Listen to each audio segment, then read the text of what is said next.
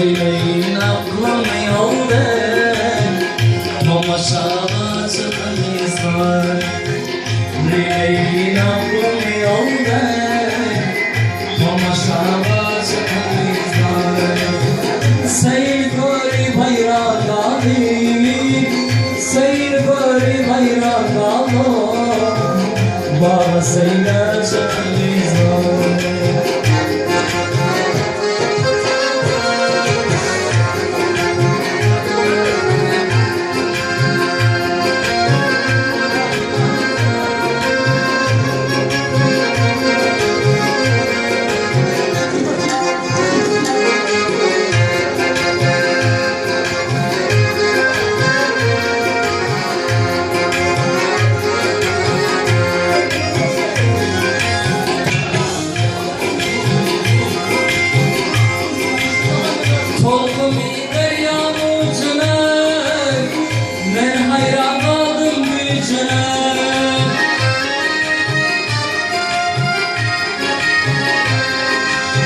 Tolkuni deryanın ucuna Ben hayran kaldım gücüne Kara zülfünün ucuna Kara saçının ucuna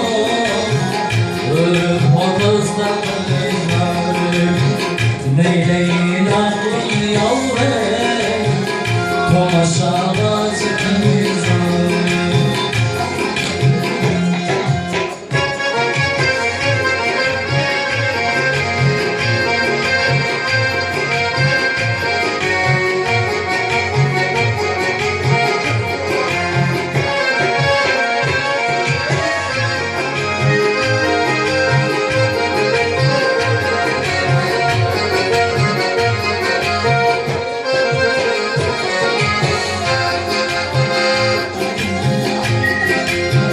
Toyda köprekler çalışır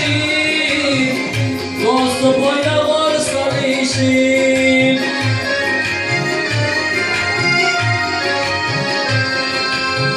Toyda köprekler çalışır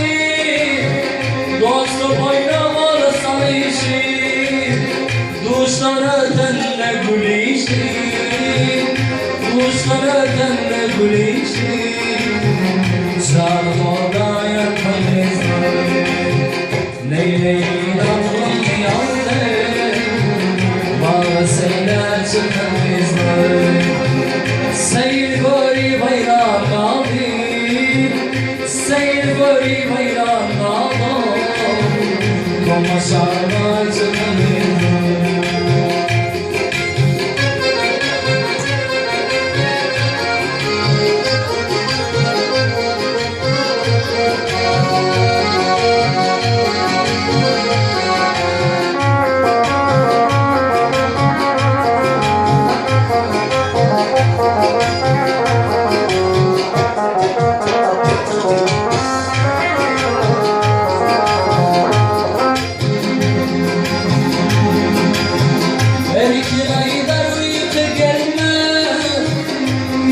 Olmasa şiir yazılmaz